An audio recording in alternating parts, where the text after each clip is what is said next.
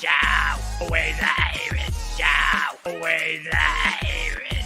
Show. Sometimes it's good to just yell about football. What are you doing? Don't do this to me, Harry!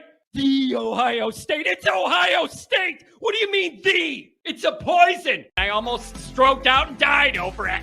I'm glad to be at the party. I'm mad we're this late. You ain't a captain of nothing but a sinking ship! That helps the defense without them even doing a damn thing! Doing a damn thing! The calling line. 312-988-15. You tell Johnny all you've heard and seen. Oh, Irish. Oh, Irish. Oh, Irish. Oh, Irish. Irish. Yeah, that's right. Oh, Irish. Oh, Irish. Oh, Irish. Oh, Irish. Irish. Yeah, that's right. That's right. Welcome in. Welcome back, everybody. Here's the deal. There's a lot going on in college football. Whatever you want to do, wherever you want to bring it, pick a lane, and that's where we'll bring it. That's what we're going to do. Like, we have everything we could go over, all sorts of news. Let's not forget about our actual camp, all the recruiting stuff that's happened. It is happening. The green jersey reveal, the Under Armour news.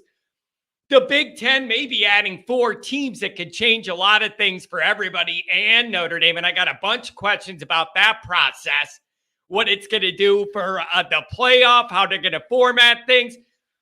Wherever you guys want to take it, we could take it. This is the payoff of a long, boring summer without football. We get into this part of the year, and we got nothing but news. We can take it wherever you guys want to take it. I do want to know.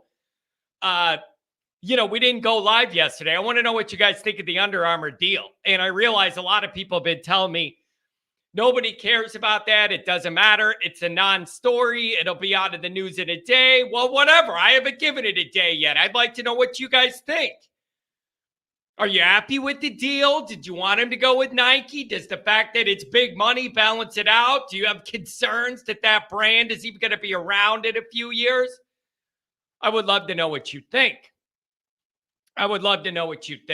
So, thank you for being here. Obviously, you can find the program on YouTube. Do it. Subscribe if you haven't yet. Appreciate it very much. Give the video a thumbs up. Notifications on. That way you are alerted every time a new video drops. I know you don't want to miss it. Twitter.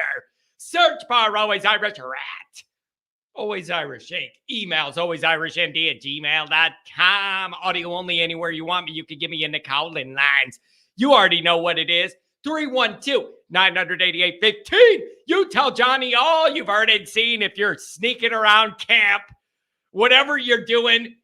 Man, there's some interesting articles coming out. Some for Notre Dame, some against Notre Dame, and some just totally out of left field. Like the one I read right before I came in here that made me mad. I'll cover it briefly and explain to you why I don't like it. Anyways, Fighting Irish Wire, we got all this news going on. Go there every day. There's an article from somebody. I wrote a bunch. I don't even know when they're going to post, but they are up and they'll be live soon on Fighting Irish Wire. Go there every single day. All right. We got Dr. John early. I don't know. Who knows? We're going to play a game. It's called Where in the World is Dr. John? He's a moving target. He's like a mob guy on the lam, changing identities, hitting different cities every week. Probably got a different girlfriend in every city. Big John's doing it right. We'll see what he has to say. We will see what he has to say. And let's do a couple chats. There's some really good super chats. I want to make sure I get to them. The Ohio podcast says, it smells like football more and more every day. I got to tell you, I've felt that too. And I don't know if it's a Midwest thing. I'm in Illinois, whatever. I feel it too. We're to that point. I feel like that humidity's cooling down a little bit. You get a little bit of that fall and it's in the air. It gets to me. We need this. America needs football, damn it. I've said it before. I'll say it again. Football hate is true love. And I mean that sincerely. Football hate brings us together in a country that's never been more divided in every single social way. It's a beautiful thing. It's just a beautiful thing. All right, let's do a couple super chats. And then we'll get into this. Dr. John, you're going to be first up. If I don't do the chats early, I miss them. They get buried. New people say things. I'm a half hour behind. Nobody gets their stuff read. Everybody's mad at John. John's a bad host. So we got to get caught up, all right? Jay Lehman, what's going on, Jay? Good morning. Work keeps me away from the show today. Here's my Under Armour comment. Maybe Under Armour will redesign its actual uniforms and gear to make them higher quality. Also, maybe they will turn out merch quicker. And then he says, yes, this is sarcasm. Again, Under Armour isn't doing basic things. Like that's one of my issues with it. They don't do basic things like making the coolest Notre Dame stuff they wear available for people to spend money on. It's like, I wonder why their numbers are down overall and they're not making the revenue. You don't make available the coolest stuff you make for Notre Dame for us to buy. People are willing to overspend on your crap and give you money if you give us what Freeman wears. Why can't we buy it? It just makes no sense. And I'm not counting on them changing much. Maybe some tiny design things, but I don't think they're going to change much. I need them to change the cleats more than anything else because the medical studies suggest they're not as sturdy as Nike and Adidas and Jumpman. I need them to redo the cleats before I worry about anything that it's just visually on the jerseys. Make sure my guys are safe. Hope somebody brought that study up in these negotiations, but I'm sure they didn't. I don't even know if they're aware of that study or did the research, but I think it's something that needs to be looked at when it's physical, healthier guys. Give me a break. This isn't me going, oh, I prefer a different design style. I'm saying I want our guys' ankles to be safe. Here I go early. Never fails.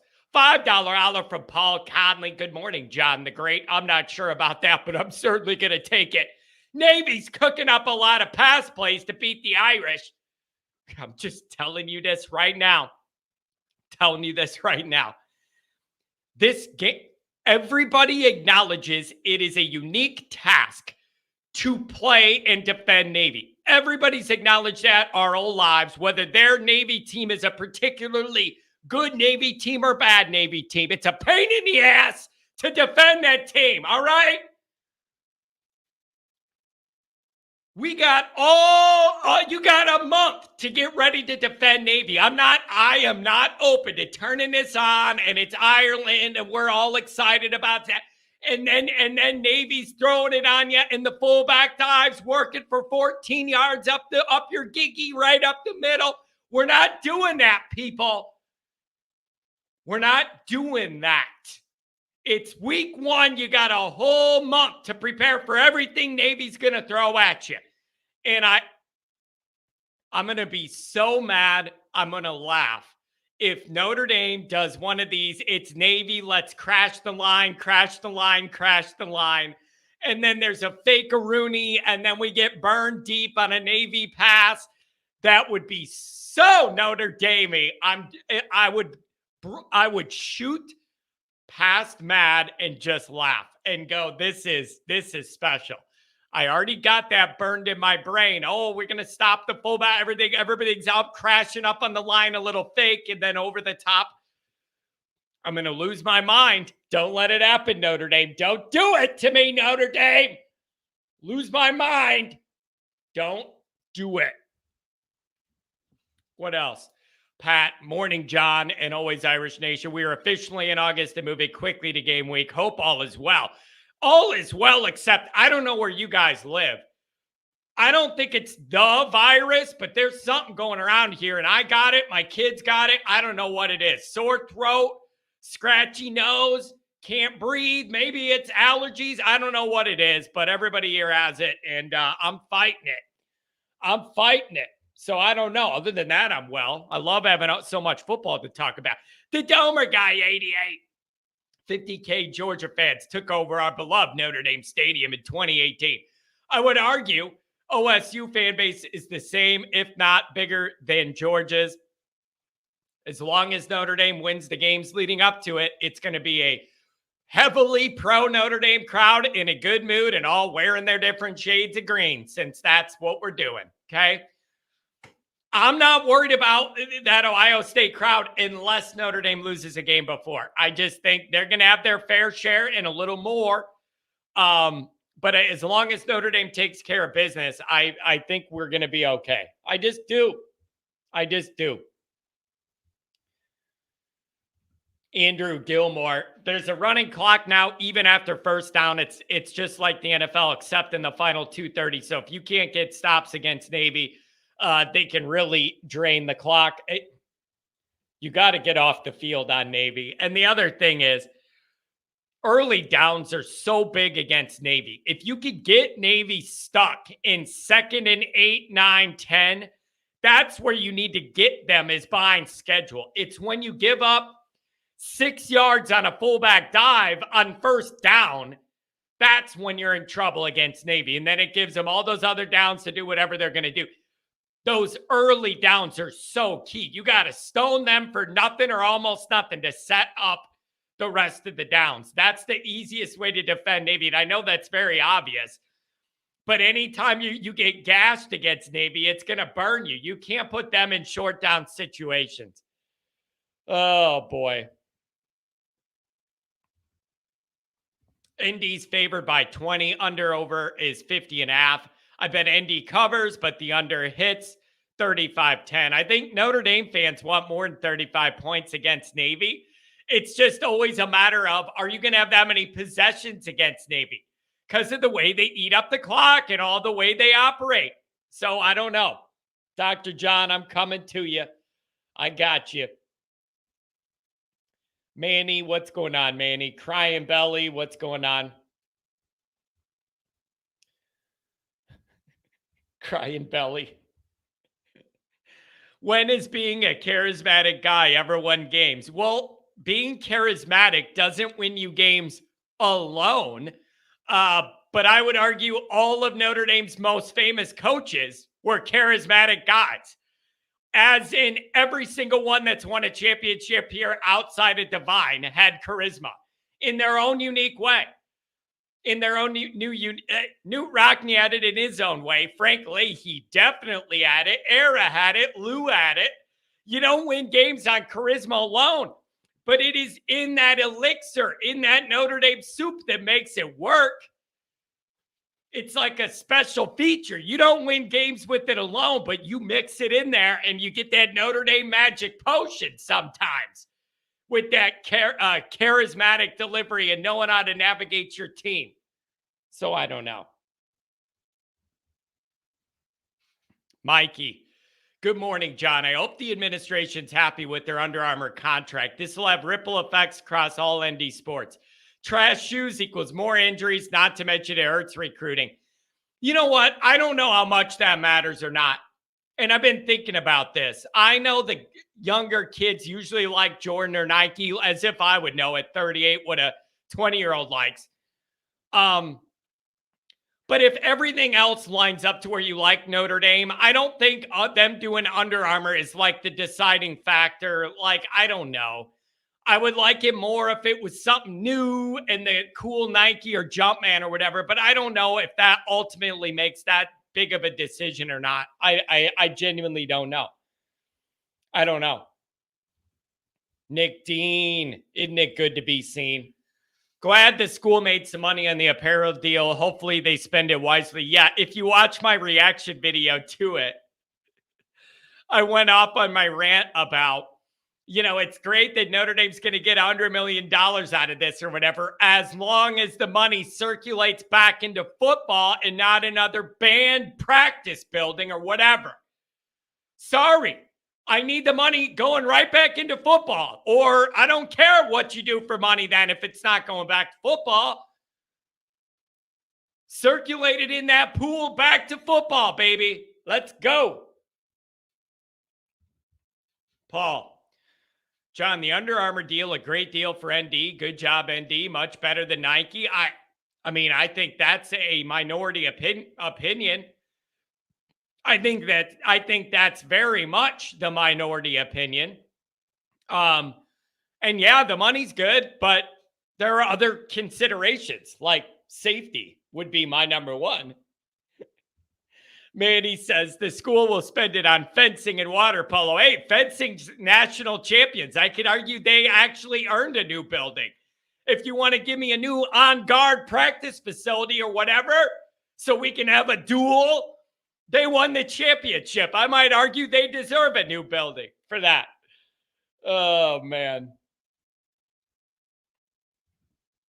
Crying Belly, the resident negative. Let's see what he has. Used to be me. It's amazing how the times shift, huh? Crying Belly, watching Indy strut around New York and make these cringe movie parodies to reveal some ugly unis is really frustrating after a terrible 9-4. Man, that pretty much sums it up. I mean, the movie parody thing is just a cute, fun thing they did. And now it's 2 for 2 with pretty popular movies and whatever. I don't love the uniforms myself. I think they lack everything. There's no creativity. It's just a weird shade green, no contrast. So whatever. Just win the damn game. I don't care. You can wear ballerina costumes. I don't care. Just win the game. And I'm going to say this again for the 80th time. When you build this moment up yourself, the way Notre Dame's self-promoting this and making it more national news than it already was going to be, when you're doing all that and you want all that attention and you're commanding all that and you're doing movie things and everything else, that's fine. You need to back it up, though. You need to back it up on the field. Like, the more you self-promote this, turn it into a big thing, the more pressure I think you're putting on yourself to deliver.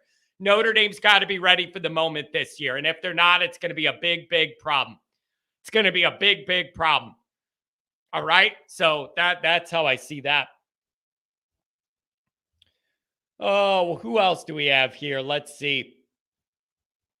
We got Dr. John, and he's on the line. We're getting right to you, good doc. Eric Toma with the $20 holler. The bottom line, when you factor in shoes, nobody buys Under Armour shoes. Does Under Armour even have a sneaker? All the kids and adults prefer Nike. If the Nike offer was even close, then ND should have went with Nike. We don't know those details. Also, I'm not going to forget, doesn't Jack's kid work for Under Armour? I'm pretty sure Jack's got a kid that works there. So, I mean, if that's true, then no wonder this is all going the way it went. Oh, man. I don't know. Sean Hunter, what's going on? Says, I have both men's ND Under Armour, and they are dope. I mean, I've seen some decent looking Under Armour shoes. I don't have any, but I've seen some. We got another $20 holler from Erica. Appreciate that. I watched the ND video regarding the green jerseys. I thought the video was excellent, just superb. However, the video was outdated. 27 years old. I bet no current college kid has ever watched Jerry Maguire. Yeah, unless the ones that are doing fat NIL and all that, they probably want have their agents. So they watch it to see how the agents interact and all that or something. Whatever, man. Have fun. Do all this stuff you want to do now. Whatever. You better come ready. You better come ready. And that brings me to that article that made me mad before I came in here. Andrew, my brother, good to see you, bro. Love the real movie, but I thought that vid was more cheesy than cool and relatable for 18-year-olds. I could see that, but I think a part of the idea is it's tongue-in-cheek. Like, don't you guys agree? I didn't look at that promo video like Notre Dame was seriously trying to recreate all this. I looked at it as them knowing it's kind of goofy and funny, and they're not actors and having fun with it. Like, of all the issues with this, the movie part was the least one I have. By far the least one I have. Mike, not everybody likes Nike, and you have to take into consideration what happened with Bud Light, Nike with the messaging. Perhaps ND didn't want to risk any attention or even brand hit. Man, I would find that hard to believe. So many big schools have deals with Nike and Jordan, and I didn't hear any big deal with them or anybody protesting them. Like, I get why you're saying that. I just have not seen that be a problem for anybody else that goes with any of these groups. Like, you might have a few Twitter comments about it, and then it goes away. Like, I really don't think we're that far with Nike like we were Bud Light. Like, I just don't see those even in the same ballpark as far as triggering people. I maybe I'm wrong.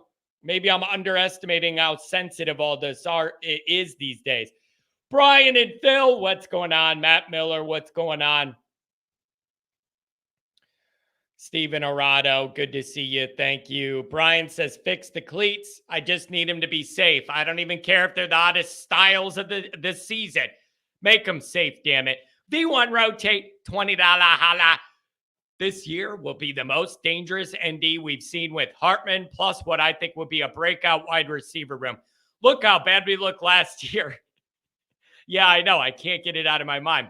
Yet, nobody beat us by more than 11. Give us a real offense that could score and watch out. That's the idea.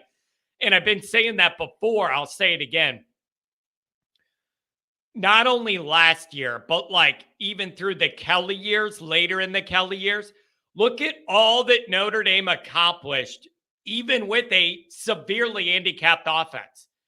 Look at how far Notre Dame got it, made a couple playoff runs with an offense that wasn't even from real life. Nowhere even close.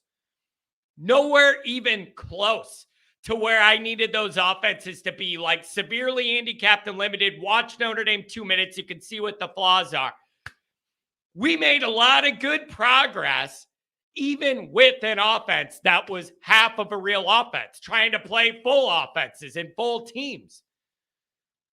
It's frustrating looking back, but it should be encouraging moving forward because we got a lot out of those teams that weren't even running a real offense out there to play.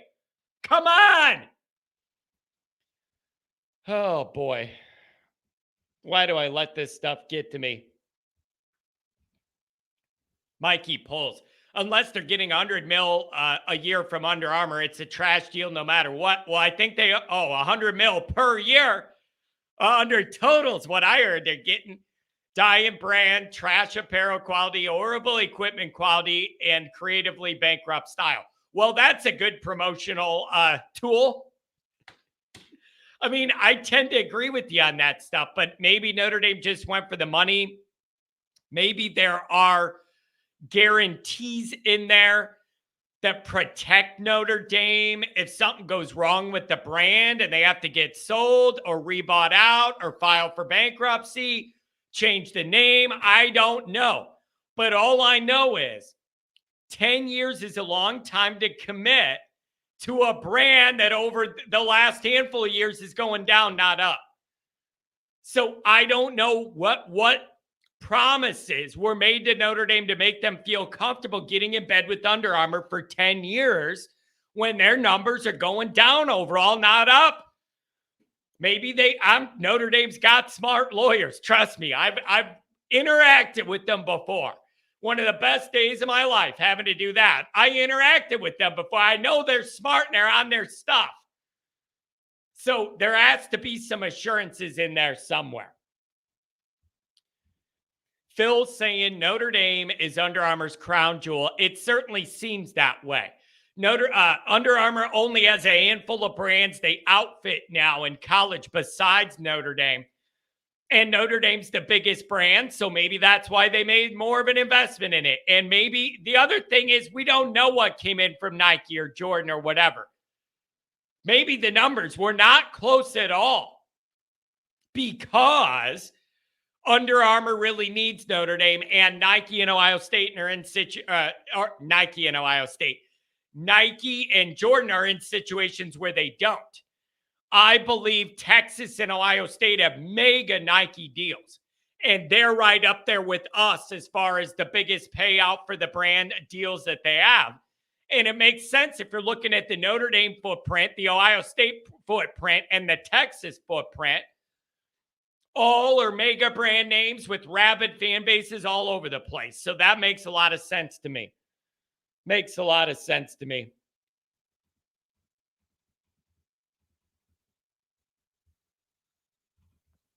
My brother says, hoping that Notre Dame and Under Armour didn't sign an exclusive deal to fade into obscurity over the next 10 years. Again, we just have to see what happens with that brand. But their overall stuff's trended down, baby. I don't know what to make of it. Dr. John with some ominous numbers here. 666. Oops, the devil made me do it.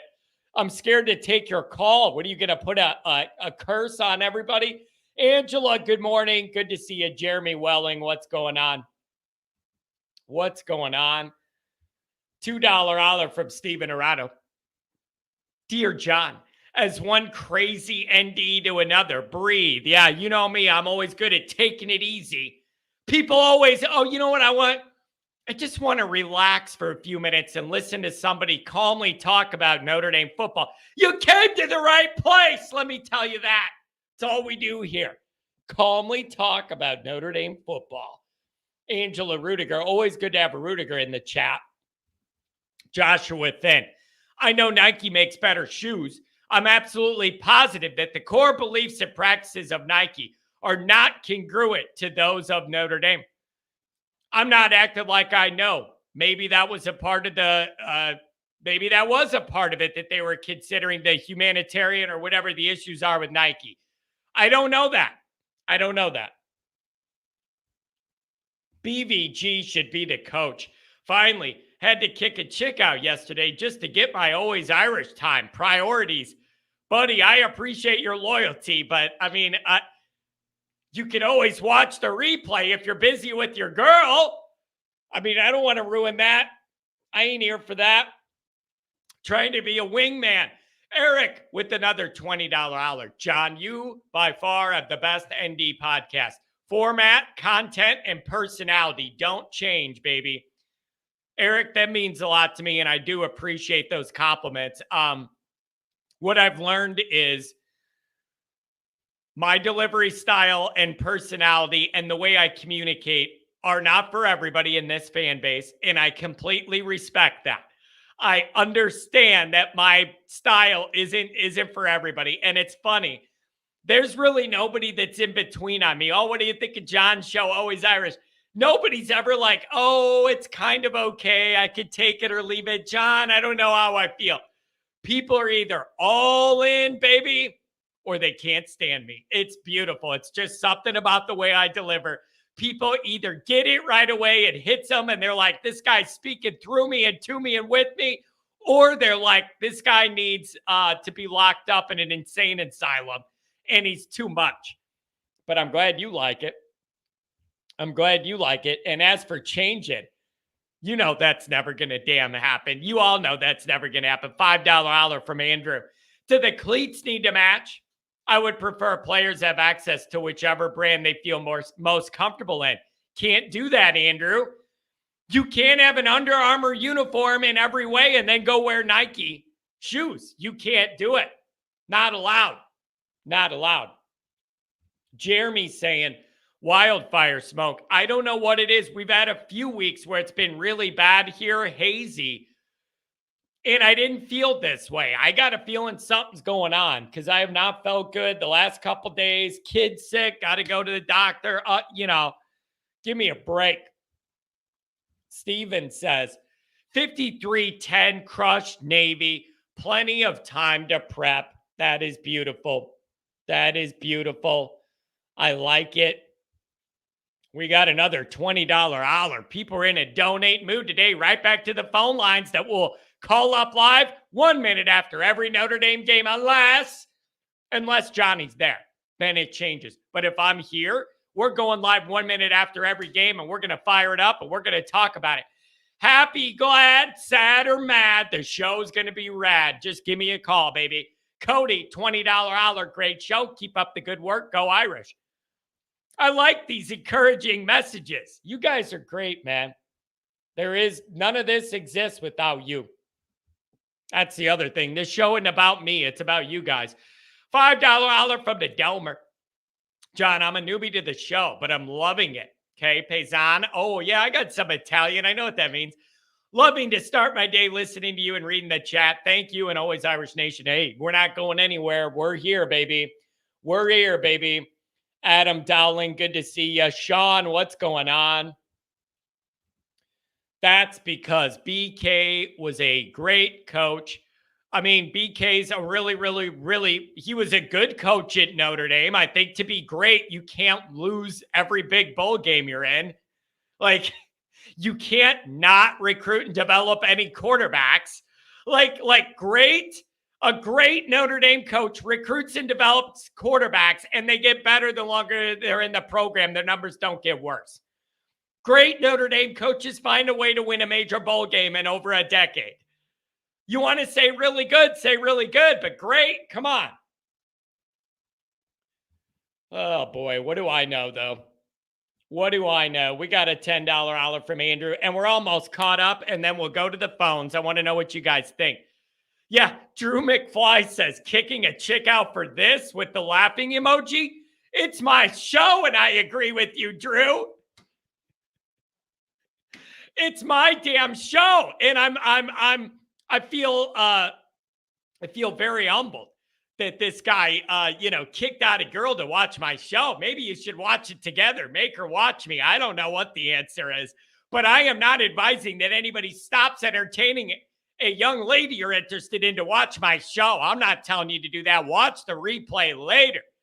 Jeez, have priorities for sure. $10 holler from Andrew. Happy's older brother. Any thoughts on the Athlon article? Anonymous Power 5 coach said, verdict still out on if Freeman can coach. Coaching structure may have caused OC search issues. Hartman has most pressure in college football. Andrew, here's what's interesting about that. Andrew sent me this article yesterday, and I'm actually going to record on that today, and it'll probably go out tomorrow. And so I don't want to go over all of the details, but Andrew sent me this article, and it was very interesting with other coaches' preseason perspectives on Notre Dame and Marcus Freeman. I am going to break that down, but I want to give it its own time. So I'm actually probably going to record that sometime today, and it'll come out tomorrow. Cousin Luke instead of cousin Luke, I'm assuming. Yesterday's video was a total disappointment, similar to Freeman as coach. I don't know whether you mean the one I put out reacted to the video or the Jerry Maguire video they put out, or both. Knowing cousin Luke, it's probably both. I didn't do a good job on my video reacting to the video Notre Dame put out that he didn't think was good. Oh, God. Nick Dean, the wine and cheese crowd loves you, Johnny. Yeah, I'm exactly their type. Loud, in your face, no filter, 0 to 1,000 like this. Can't sit still, can't stand still, can't sit down. I am the exact opposite of what the wine and cheese crowd would like to hear. Oh, man. I'm picturing them tailgating with like symphony music in the background. Like I got my boombox going. I just picture the wine and cheese crowd having like orchestra music or like some sort of classical dance music in the parking lot. I don't know. $2 holler for Brian, New York.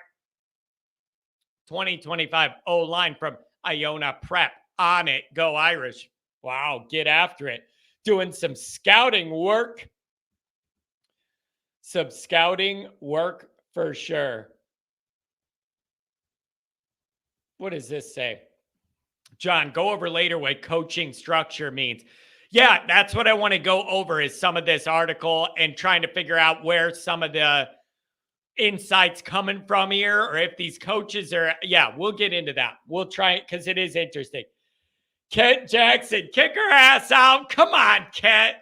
I don't want to be mean to anybody's girl. That's just mean. John can wait. Speaking of girls, Kent, I hope your daughter and wife, your ladies are doing well. I really do. I really do. I hope they're doing great. And I thank you for being here, Kent. And when we get to Notre Dame, Ohio State week, I may do, for Notre Dame, Ohio State, depending on what the vibes are, I might go live every night. Like, we might do our regular stuff, and then I might go live every single night and take all the calls from Ohio State and Notre Dame people.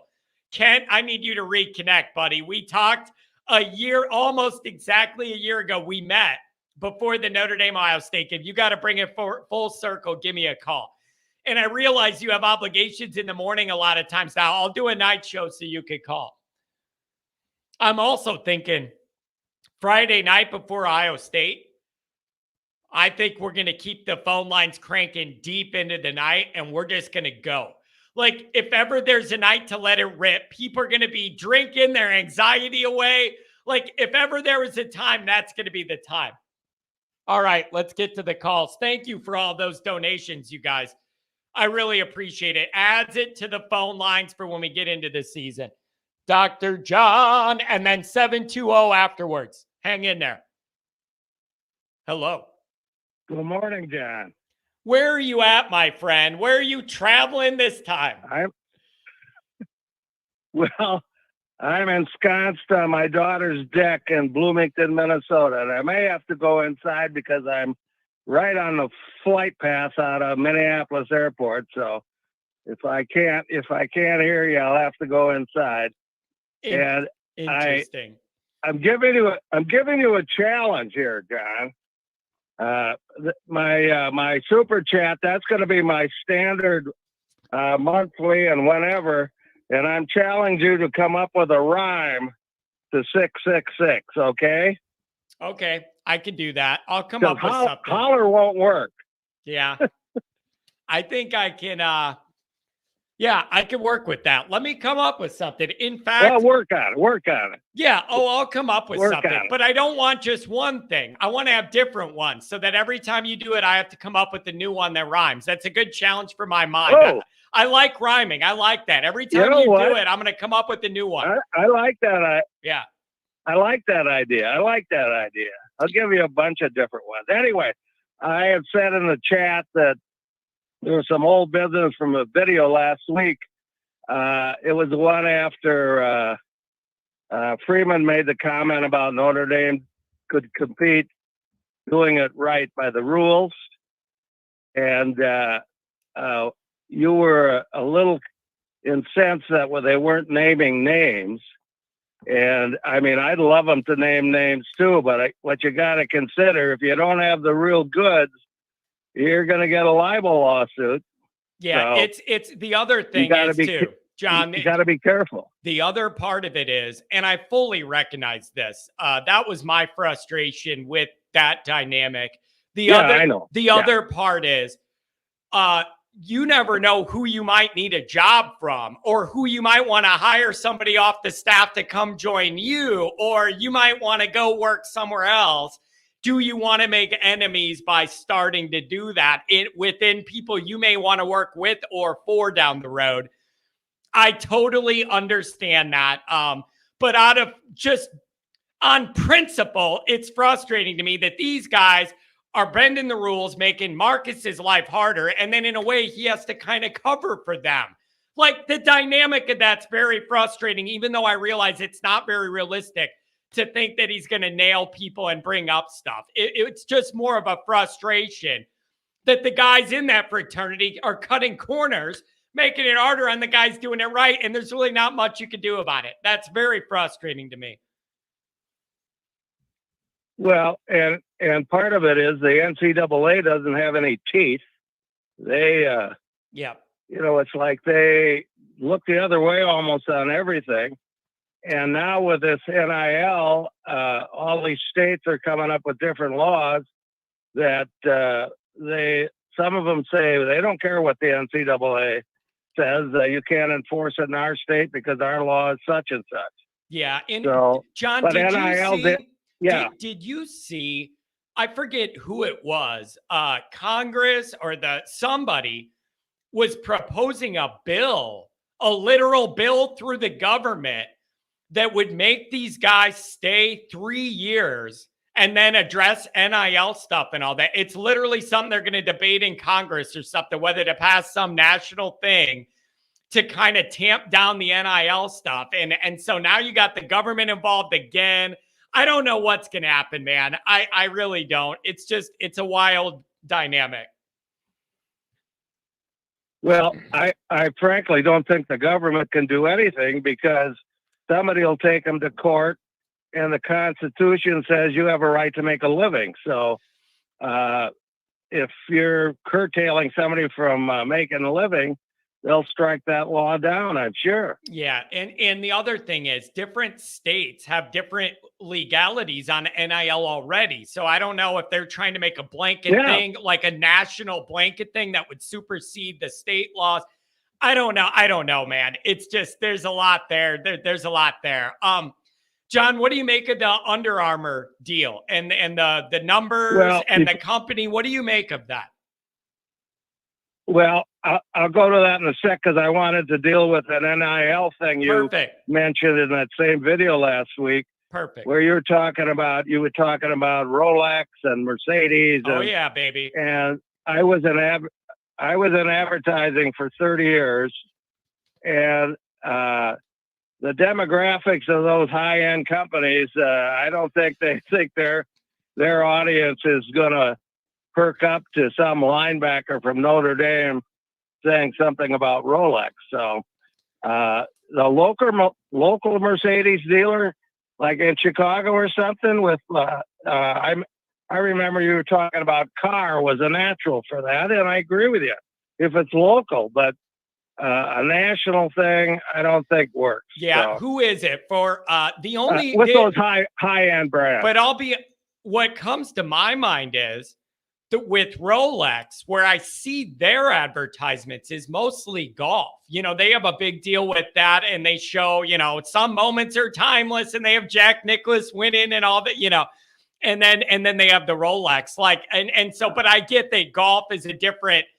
Golf kind of equates right to the wallet of the people that have a bunch of Rolexes. You know what I mean? In a way, football necessarily doesn't.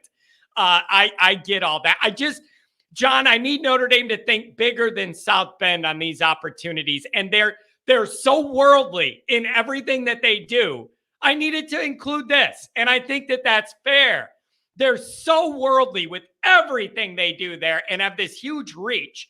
I just don't see why you wouldn't do that here too. That's all.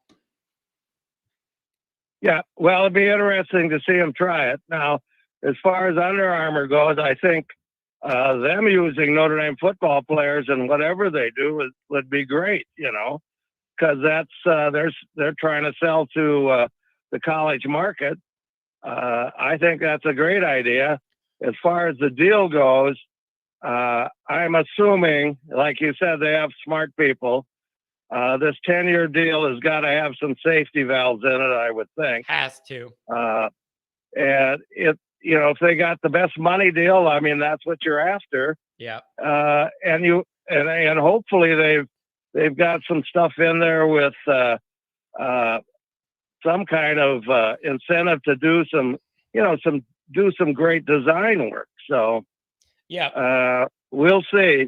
We'll see on that. Yeah, that would be really interesting. And really what I want is, man, I'm looking at the numbers, and I was looking at those initial reports that said this was the richest deal like this of all time. And then I dug a little bit. I think Nike has a little more on the line with Ohio State and Texas yearly, but they were longer deals, like 15-year deals, I think, whatever. Anyways, if you're in that ballpark, it's a good job by Jack. No matter which brand it was from, any of these main ones, to get in that ballpark to have those headlines is a good job by Jack. What I need, though, Dr. John, is I need him to parlay that, and I need similar headlines for the TV deal. That's what I want to hear next, is that Notre Dame also hit a home run on the numbers with the TV deal, and it's right in line with the Big Ten and the SEC payouts, and Notre Dame will be able to compete that way. Like, that's what I need to see. That needs to be the next step of this. And when you hire an NBC Sports TV exec to help with this, it's reasonable to expect a home run. You are hiring a guy on the inside to help figure it out for both ends. If that's not a home run too, I got a problem. We riot. Yeah, when is that TV deal up? Next year? After next year? I believe I think it's 24, but wait, is it up in 24, meaning we're with them through 24, or is it 23? And then that's what I thought. Yeah. And then it's got to be figured out, for next year. Either way, they do have some time.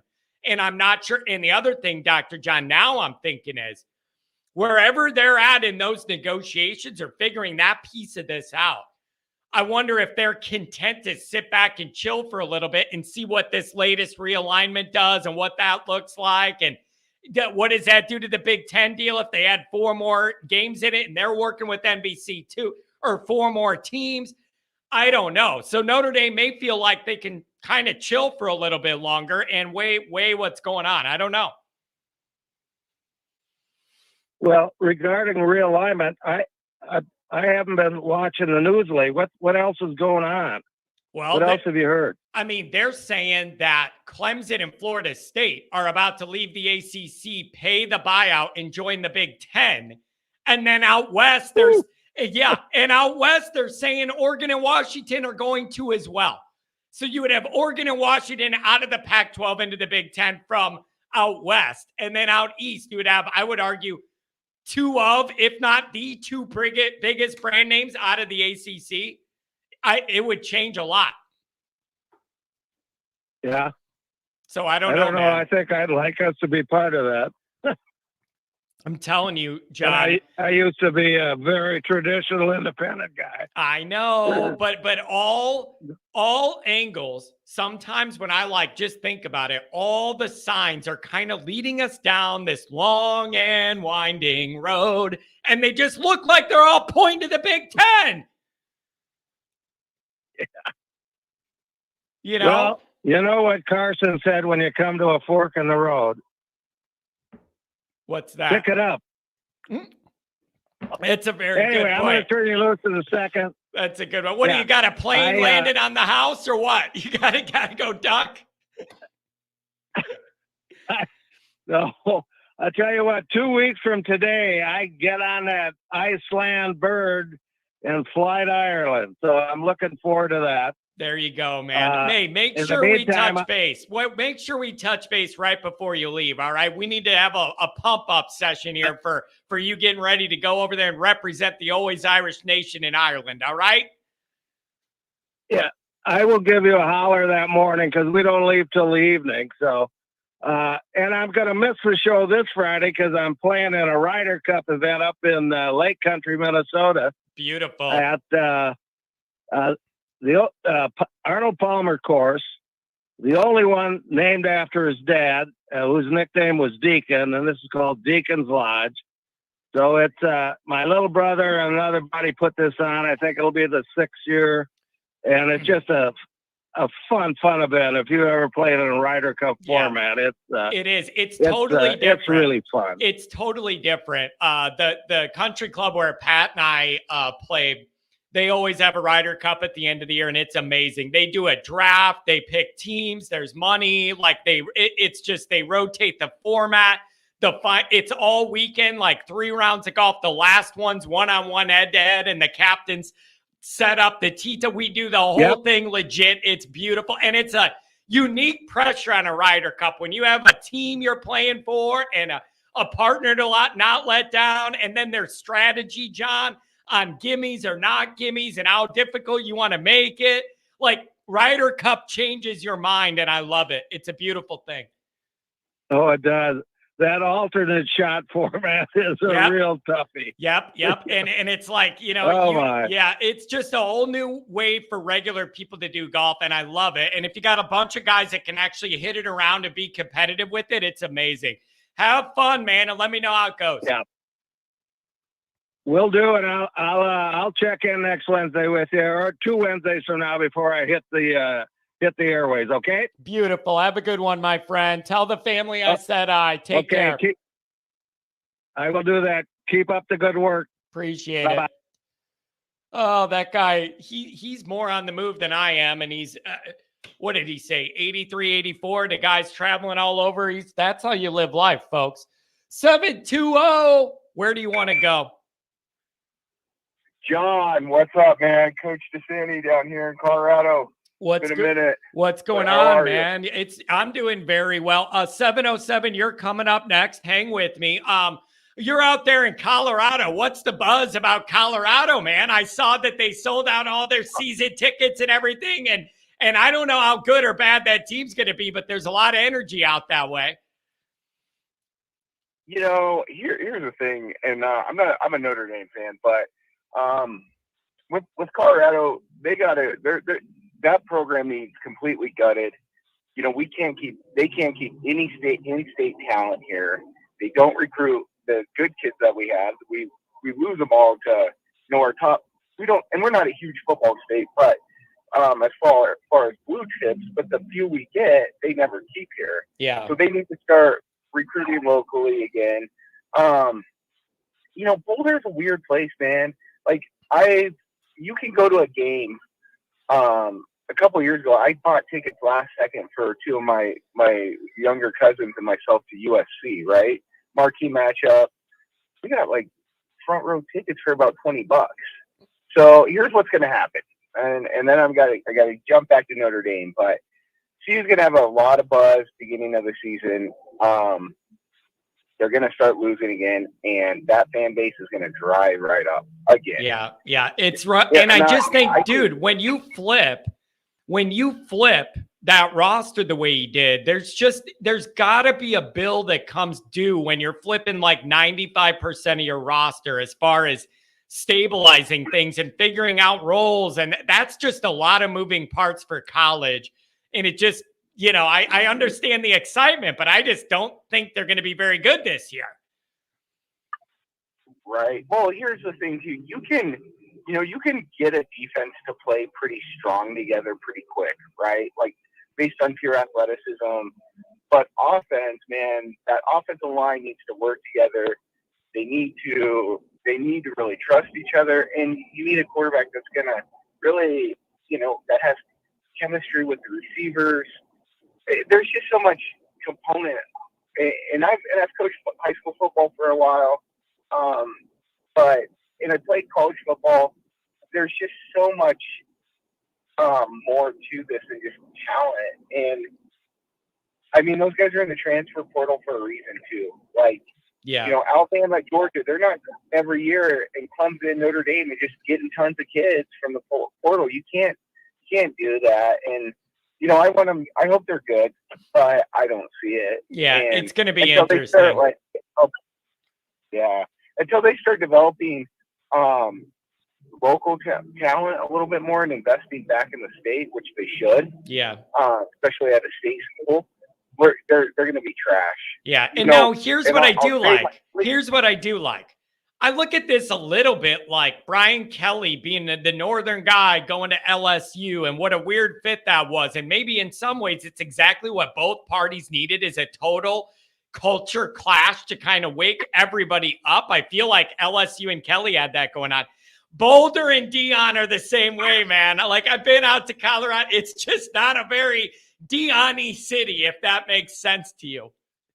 Right. And it's very interesting now. It's very interesting now. Like Dion's bringing an energy that I didn't see when I was working and heading out to Colorado. It's going to be real interesting.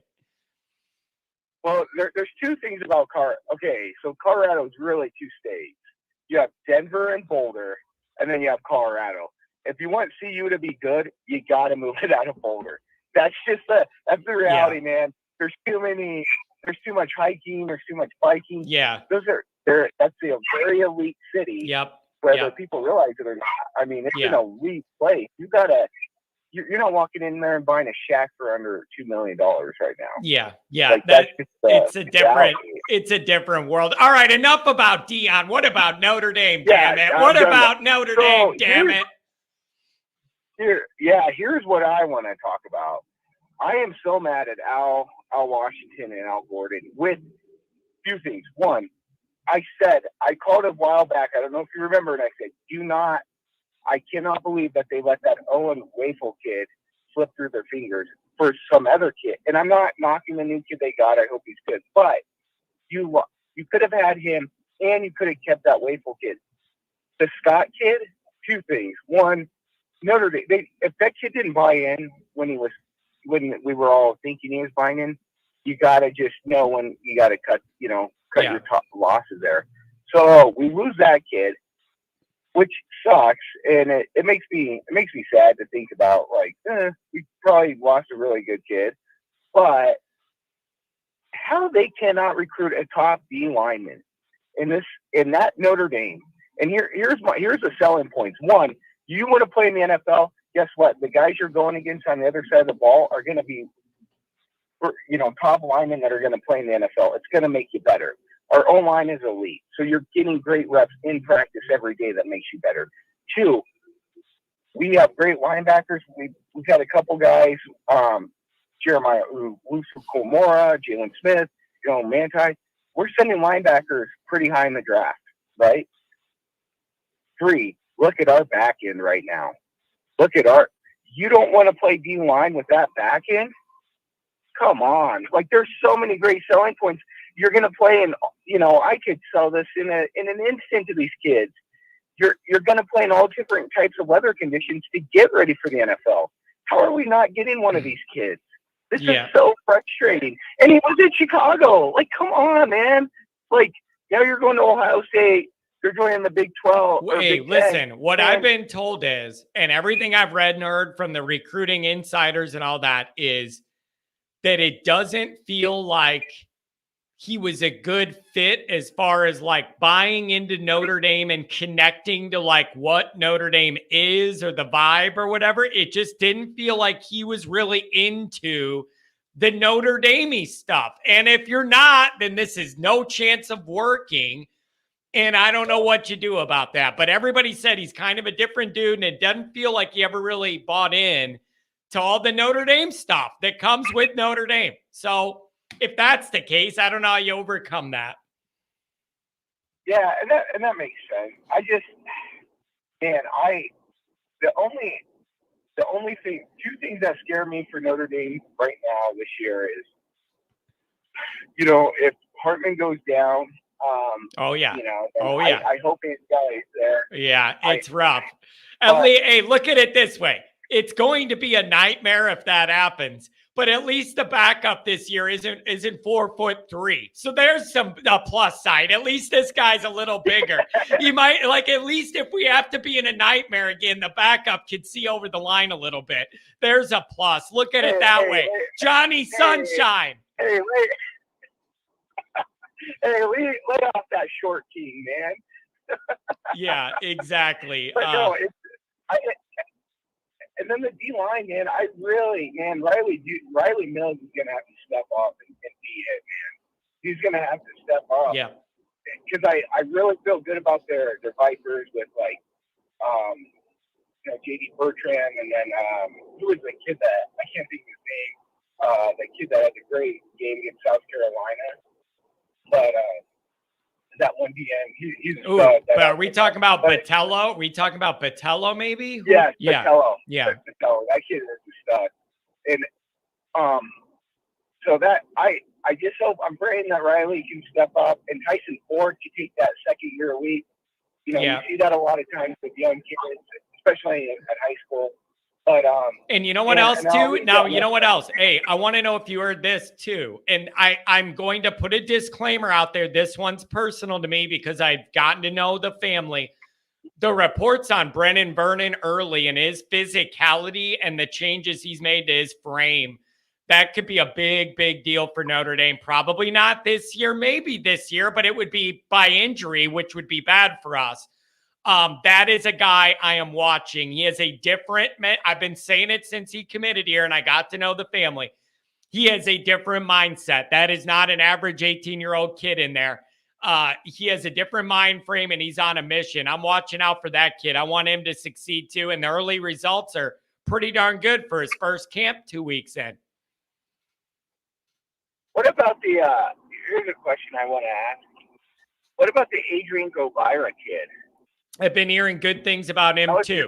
Yep, I've been hearing good things about him too. And then Jason Anye, I've heard his name come up. And you're going to need some of those guys to come from, we barely know their names, to be guys making big plays pretty soon here. Yeah. God, you're right though. D-line, man. You're right about it, though. If Notre Dame's going to make real, there's so many good selling points to Yeah. that too. Like, yep, it's right there. You got a defensive head coach, and then the last thing I'll say is, I'm so happy Tyler Buckner and Tommy Rees are at Alabama. People think, oh, Tyler Buckner. Whenever I hear that, people talk like he was going to be a great one. The kid threw 3 picks against South Carolina, a depleted South Carolina team.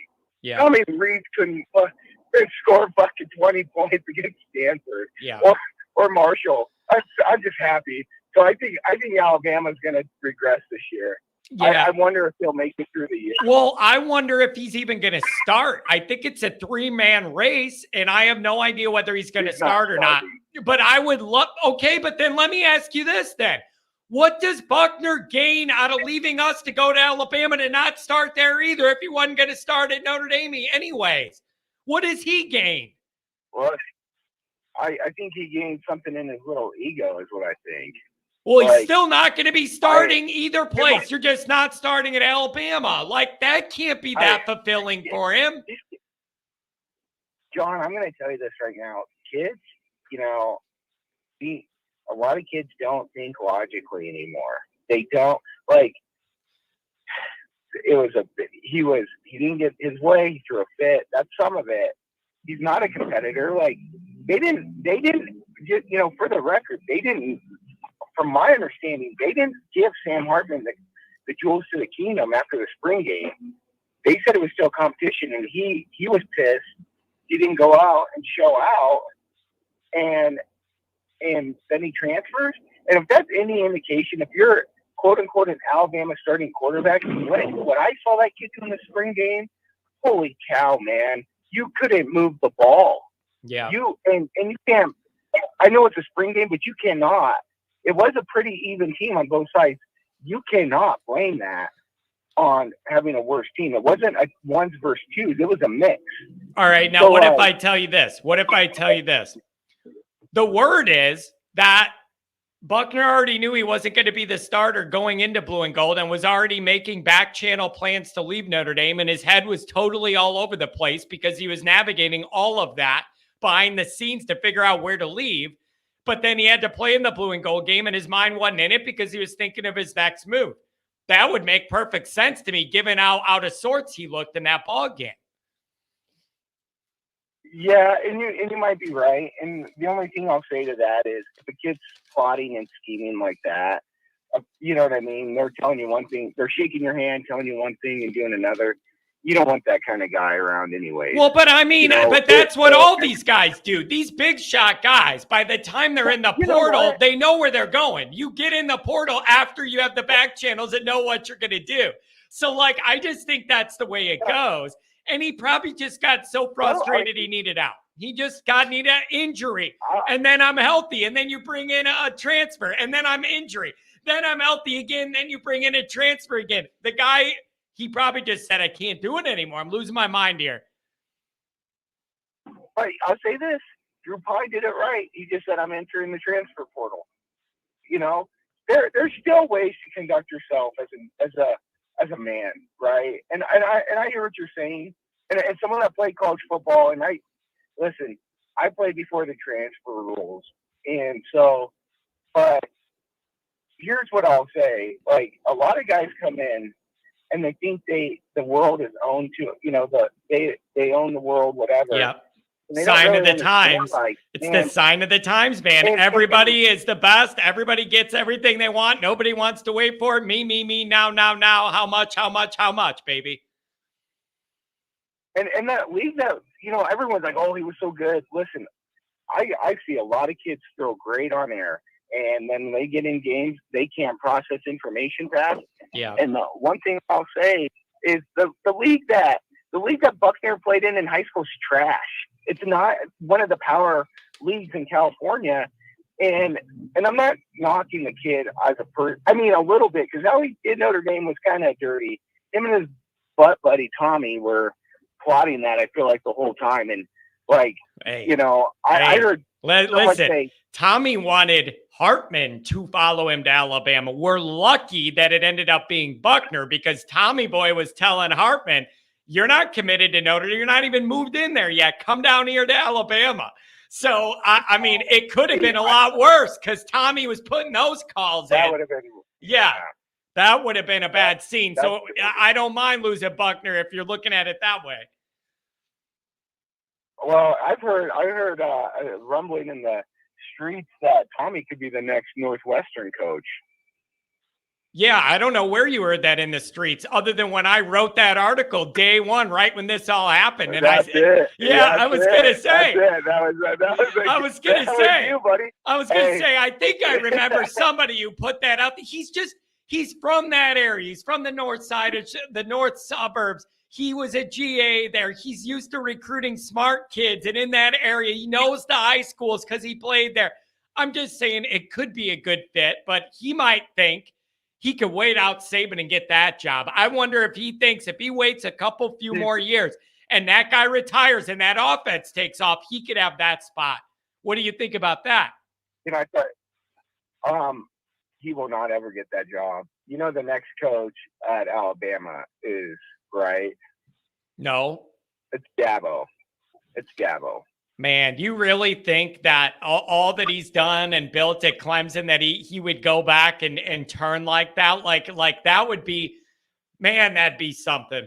After what he built at Clemson, you know, and I know it's kind of leveled out. Clemson isn't what they were a handful of years ago and all that, but he did a pretty good job building that all up. Really good.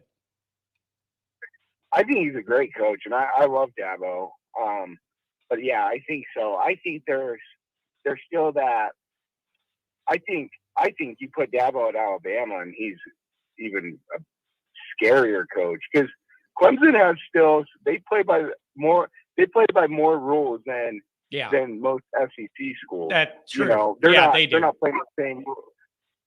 You know, I have a lot of respect for that. That's a great place. I've been to Notre Dame and Clemson.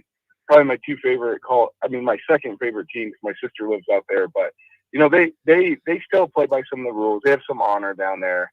But I think Dabo goes to Alabama, and you better look out Kirby Smart because that guy can coach. What he did there, and I tell you, man, I really like Marcus Freeman. I'm a little worried about the offense coordinator too. I think we'll be all right, but just because how great our O-line is and our running backs, and I like the young course of receivers.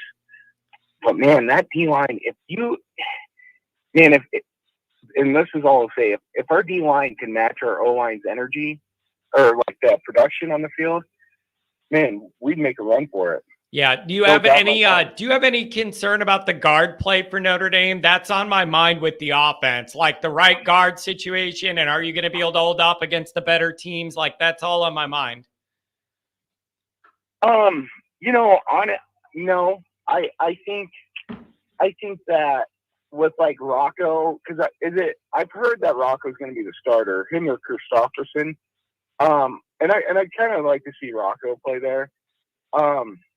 What I think is two things. One, that's probably the easiest position to play on the O-line is guard, right? Two, he's next to Blake Fisher. But as the season goes on, Rocco's going to get better and better. And that guy comes from a good pedigree, you know. He's not that means like that kid's a stud, and I think our O-line by the end of the year is just going to be rolling. And the other thing is, man, Audric Estime, give that kid, you know, 30 carries a game or 20 carries a game, and then some of these kids with this speed. I mean, Audric can go get those 2-3 hard yards when you need them, and I just don't see. I don't see any weakness. I mean, I see an area of concern on the O-line, but I don't see a weakness, John. Yeah, and I don't know, man. It's going to be interesting. Like, and I'm not saying the wide receivers are weakness, but they're still on like unknown alert. Like, I got to kind of see this all work before I'm really like, I'm encouraged, but they're entering the season. Like, we got to kind of see something here to make us all feel better about it. And I think that we will. There's just more bodies, more athletic bodies, more of them, you know, and some competition there that I like to see. Well, and I think the nice thing is we open with two pretty, I mean, Navy's Navy's gonna, two pretty weak teams. No offense to Navy, or the HBCU we play right away, but we should blow those teams out pretty easily. Then you ramp up to NC State, right? Correct me if I'm wrong. Yep, you got Navy, Tennessee State, NC State. Yeah, and then then it's strap on for the big boys. But man, I think that's the way to build that schedule. And by then, Sam Hartman will have really good chemistry with the receivers. We'll kind of know what the D line looks like. And there's always areas of concern, but I'm really excited about linebacker play and that defensive backfield. Holy cow. Good luck. Like Ohio State, I hope there's some stupid ass excuse my language, Ohio State fans sitting on there. Oh, here it comes. Yeah, you guys better be ready for a game because you got a freshman quarterback, and I don't care how good Marvin Harrison Jr. is. I could see that kid tweaking something and sitting out because, it's all about the money with a lot of those young kids. And I think, man, Ohio State better strap it on because this isn't – Luke Fickell doesn't play well. His teams, historically, watch him play Michigan, man, they struggle with teams that run it down your throat. Ohio State's in for 2 games of getting their ass kicked this year. Physically. Well, we'll see. We might not win. Oh, we're going to kick their ass, John. John, I'll call you after that game. I hope you do. I want to have that conversation. I want to have that conversation. I love it. You're going to send me a cigar.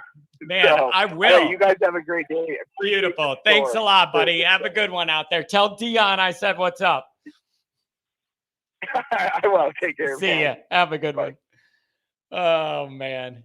That's funny. Dr. John got locked out of the house. He was talking to me on the back porch and his daughter locked him out. So that's what we missed. We got that kicked out. Cousin Luke and Sleepy Joe are accusing me of making things up and everything else. Go watch another show, you guys. If you don't like my information, I don't care. Go watch another show. Doesn't bother me at all. Doesn't bother me at all. Or I could ban you and you can create your 9th fake login email, Cousin Luke's brother, Cousin John, whatever you want to do. It doesn't matter to me. But a lot of you people, you have no idea where I get my information from. You have no idea who I talk to. You have no idea because I don't, if you let people know, then you no longer have access. That's how it works. It's like, John, you can't say that without telling us where you got the information. No. If I expose my source, I get no further information. There's a way this stuff goes. 707, what's going on? John. Good morning. How does my that voice sound? Is it coming through okay? Yeah, I got you. Okay, because this is new. This is the new phone number for me. This is Joe Long. I noticed because the number's different and the name showed up different. So I kind of knew that it was you. I figured it was at least. What's going on, man? I can hear you. Yeah, that's the AKA for Joe Long. Yeah. I go anonymous, I don't belong to any social media, any of that stuff. So I just don't want to be plugged into society. Oh, I don't blame you. Yeah, this is a good show for you, by the way. If you don't want to be plugged into society, we're in our own universe, man. We're outsiders here. It's beautiful. What's on your mind, man? It's been a couple weeks since we chatted on, I think, the Saturday night show. Anything on the Under Armour deal? Anything on the way camp's going? Anything on the realignment stuff? We could take it wherever you want. What's on your mind? I'll just throw it at you and let you go. Yeah, I'm with the Under Armour. From the get-go, I don't really care. I want the kids to play hard, and that's really my main concern. I don't care what they look like. Yeah. In fact, the uglier guys look, the better the team probably, There you go. Yeah, we don't want a bunch of pretty boys out there. Make it look rough and then match it. Yeah, and then match it. Hey, I've been saying for a while, Notre Dame needs some more mad guys. I need some more angry players. I need some guys that look like they're teetering on the edge of sanity or not before a game. I need Notre Dame to have more guys that play on that razor's edge and with that intensity. And to that, I forget who it was. Somebody said Brendan Vernon coming in here as a young guy plays with a level of violence that I've never seen before. I need more guys that get described that way here. I know. Yeah. And, I was the first one to bring up Brendan Vernon to you because of the film I saw, but I know you had a relationship with him and knew him anyway. But we first talked about it when I told you about it, how happy I am to see him. So I think we're going to be just fine I think our recruiting on the defensive line, the front seven, I don't know if there's another better team in the country that's been doing what Al Golden and Al Washington are doing. And I know that doesn't fit well with all these people that, they don't even know what they look like yet, because this is going to be the second year for Golden and Freeman, and Al Washington, I think, was there 1 year prior. So, they say Al Washington was actually the main guy that got that kid out of St. John Bosco, that linebacker. Yeah. Yeah. And I think, so, you know what I think, though? I think you are a little higher on the defensive line recruiting and situation than a lot of other people are. I think so too. Yeah. And I've just noticed that from talking to you and then gauging where others are at. Some people, kind of want a little more there or star power, whatever, but you seem to be a little more comfortable with both where we're at now and what's coming in. Well, I've been hearing the same thing that you are hearing about Brendan Vernon, and then you saw clips of him, and I've seen clips of him, and then they got, Bryce Young, who's, what's his name, Young? Bryant Young's son. Man, that kid could be a monster. He already is a monster, but he's a growing monster. Yeah. He's still growing. Exactly. They're talking about him being really great. So he was a guy that came in. And then that guy, Devin Houston, is another kid I don't really know much about, but the accolades on him getting him in was high. So, and then you go and look at these linebackers that they're bringing in. So I really feel a lot better. It might not show this year because but then again, this year, John, we got 11 guys returning to the defense. Yeah, and that should be a big deal. Yeah, that should be a big deal. And it just, listen, when I run this all through my mind about how it could play out, like I see so many scenarios where things line up and Notre Dame, it comes together and they're really, really good. But I also, in the back of my mind, feel like it wouldn't take but a few things to go wrong, and it would kind of snowball the other way on us. And I'm just I don't know which it's going to be, but I could see paths where Notre Dame's truly in a playoff hunt, and I could see other paths that lead right back to 9-3 and 8-4. It just depends how things go, and that's why we play the games.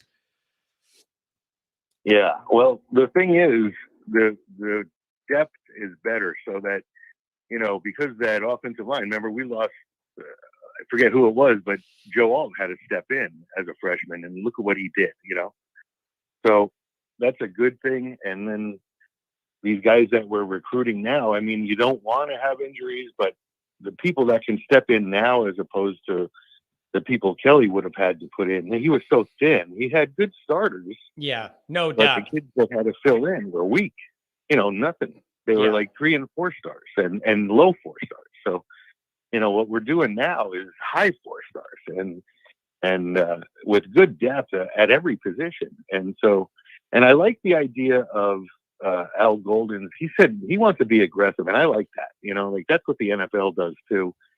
And he wants to be able to send people. And I think nothing better than to send people when you're talking Ohio State. But it's not the sending I have a problem with. It's the sending, but they never arrive in time. That's the part I have a problem with. You can send all you want, but I'd appreciate it if you timed them up a little better this time. Yeah, well, you know what? I'm going to admit a mistake I made before. A while ago, I was saying how Botelho, I liked his aggressiveness because he got kicked out of 2 games. Well, it was actually Bertrand. So I was wrong on that. And I think Gilmore pointed that out, Andrew Gilmore, and several other people actually.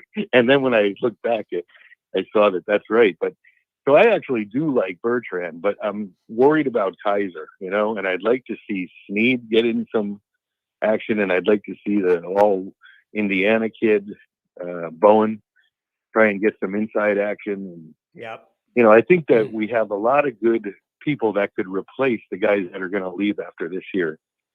I think it's Kaiser. I don't know if Kaiser has another year left, but his arms are too short and he's quick, but he doesn't, like, his blitzing isn't effective. So I'm ready to look at younger kids. Like, let's see what Snead can do running up the middle. You know, he's more of an athlete, you know, but Kaiser's fast, but he just hasn't shown me, you know, anything above what we've seen. So I'm not expecting much from him, but I'm expecting a lot from Botelho, and I'm expecting a lot from Bertrand, and I'm expecting a lot from Mills. And Anye hasn't played a lot of snaps, but he's been in there and he makes plays when he's in there. So yeah, I think he's going to be pretty good on the defensive line. But you need a bunch of guys that were in support roles last year to make big jumps and be relied upon all game now this year. And I just don't know what the odds are that we're going to get that out of all the guys we need to get it from. But that's the way I'm looking at it. Yeah. Like it was one thing for Riley Mills and Howard Cross and them guys to be in there with the Adamalolas and with Foskey and all that. But now they're the main guys. I need them to hold up and be good. Yeah, and I totally agree with that. And I think, you know, after this year, I think we're going to have mostly Freeman's kids. So this year's defense, you know, there's 11 kids returning. These are all Kelly guys, you know. So, you know, you wonder, and I say Kelly, but, you know, the three defensive coordinators, I think, right, we've had like three defensive coordinators since like 20 in 3 years, or maybe two since 20, but three since 19. And then on the offensive line, we have 3 in 3 years.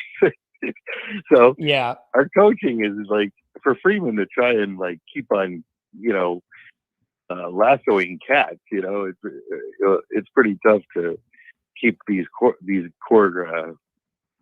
coaches, but I think he's doing a pretty good job. You know, I love Gaduli. My only concern, really my biggest concern, is the offensive coordinator who came as a tight ends coach, promoted up within, and he had very minimal amount of play calling experience. I think he was with West Virginia and was a co-offensive coordinator, and so for like 6 months, you know, like, so we're really as good as our offense should be, because everyone's worried about the receivers, but the receivers didn't have a quarterback to get them the ball. This time they do. It's a big so deal, isn't it? See a lot. You know, if that matters to you at all, you know, if that's a big deal to you at all, having a guy that can actually get the ball. And it's not only just a matter of getting it there.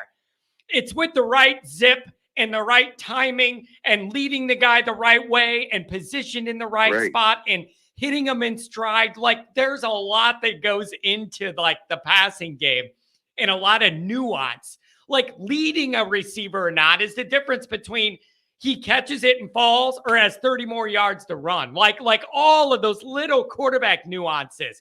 I think Hartman could bring those wide receivers along quick. Yeah, exactly. Like, when's the last time we had a guy that was able to operate in that way? I don't know. Quinn. I mean, it's been a long time. And even Quinn, you know, like he had some of the best receivers I've ever seen at Notre Dame as a group. So, you know, when he was throwing to, you know, Samardzija, that other Claypool, was it? No, I forget. There was another guy but he would throw up these 50-50 balls because he knew the talent was going to be able to win. Right. You know? And so he made some good throws, but he also threw the 50-50s, and he threw them in good spots so that it was better for them to be able to grab those. But like, we haven't seen that kind of quarterbacking. You know, Drew Pine was horrible. I mean, the fact that he's going somewhere else, you know, I doubt they're going to be 500, whoever he goes to. Arizona State, is it? Or yeah, Arizona? I believe it was Arizona State, and I believe he's going to start there too. So I don't know what that says, you know, that they have or don't have out there. I don't know. It's going to be interesting. So I don't know what to expect. Yeah. But and that's the big it's the big question I have, man, is I'm very, very confident Hartman, being the quarterback, is going to raise the bar of the entire team this year. I just don't know by how much. I'm confident it's going to be the reality. I am just sure not. I just don't know how much. I don't know how much. And that's like the storyline of the year is to see that tide that raises all ships. Let's see how Aya raises them.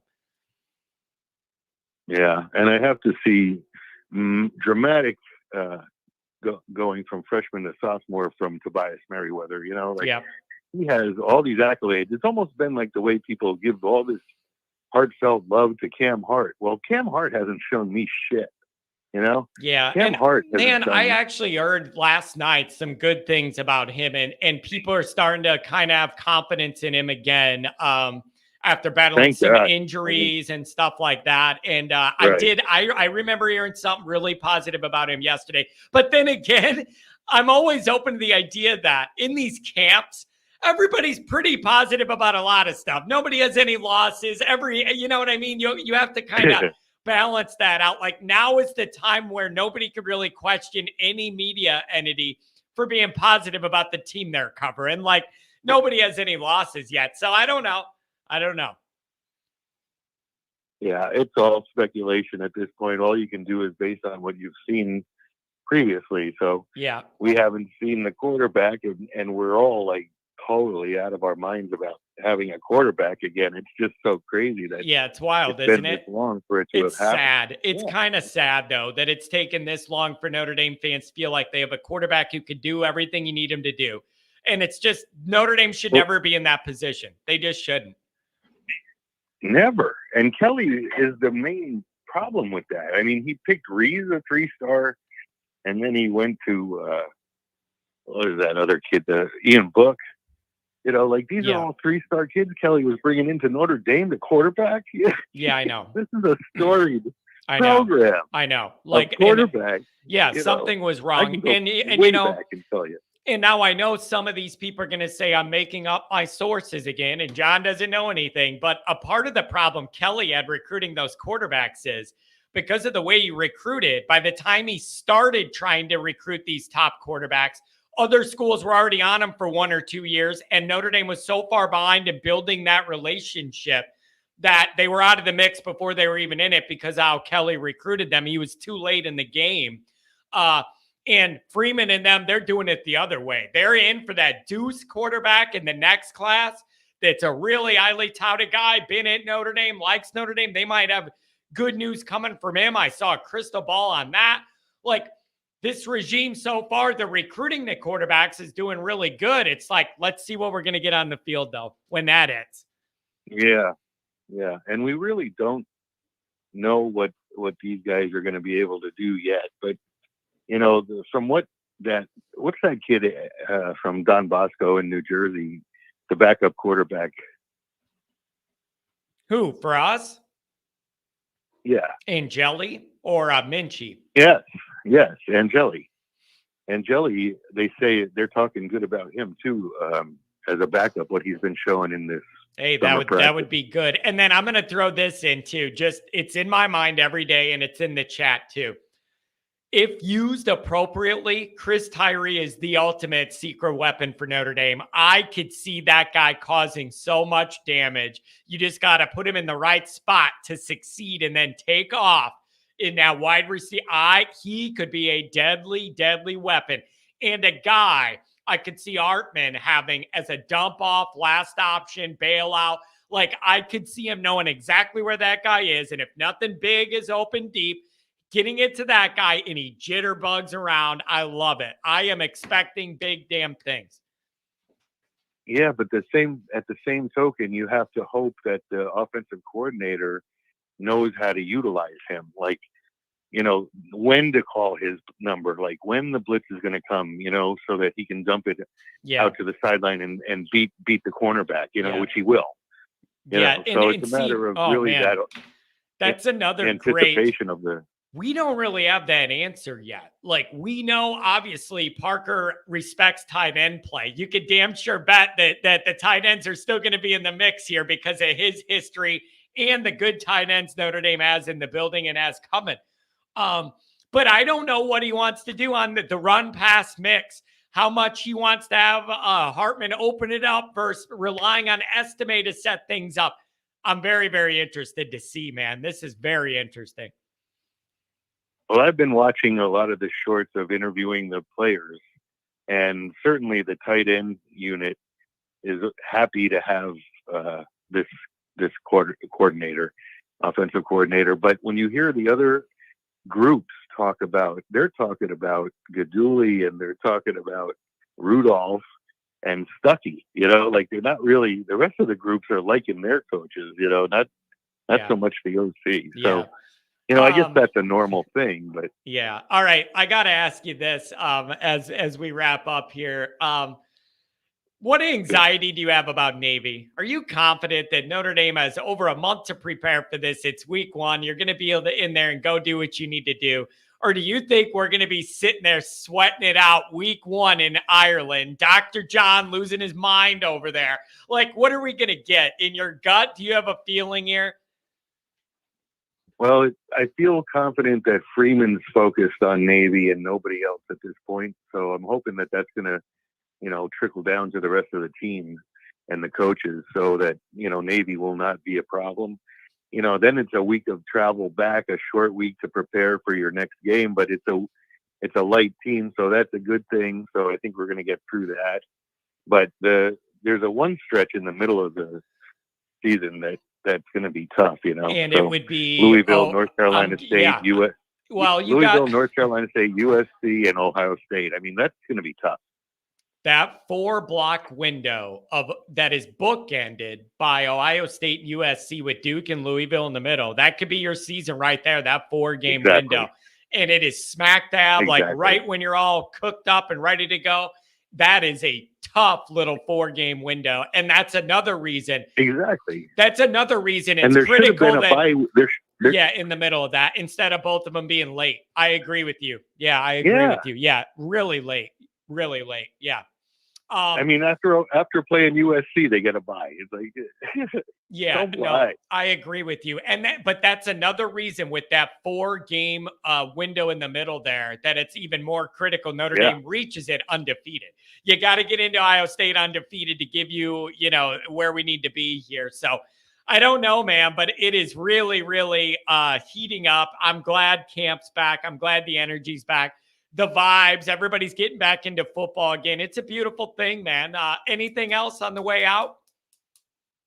No, I agree with that, all of it. I mean, I'm really excited because I think this team is the best we're going to have had in quite some time, where I agree. If they get to a playoff, they can win a first round or maybe even the whole thing. I mean, that's how good I feel about them. Yeah, I love what I'm seeing, the backup people are going to be so good in like a year and in 2 years, they're going to be robbed of getting a bye like the top 4 teams because they don't belong to a conference, So that's the way I'm seeing it. I'm seeing us as being really good, but having no byes in the playoffs when you could really use a break. But that's going to be something for the future. But that's what I see, because I'm seeing good things recruiting, even though we have these big major losses. Like that guy Young that went to UCLA, the quarterback, and the kid Justin Scott. Like we have these guys we can point to and say we're blowing it, but then again, the guys we're getting in are really not that far behind, and it gives me hope. So yeah, nope, it's beautiful. And this is the season of hope everywhere around the country. Nobody can say anybody's wrong. Nobody has any losses yet. Reality kicks in about 3.5 weeks or whatever. It's going to be interesting. Hey, really nice talking to you. The new phone line's clear as can be. You did good on that, my friend. Thank you. Good. Thank you.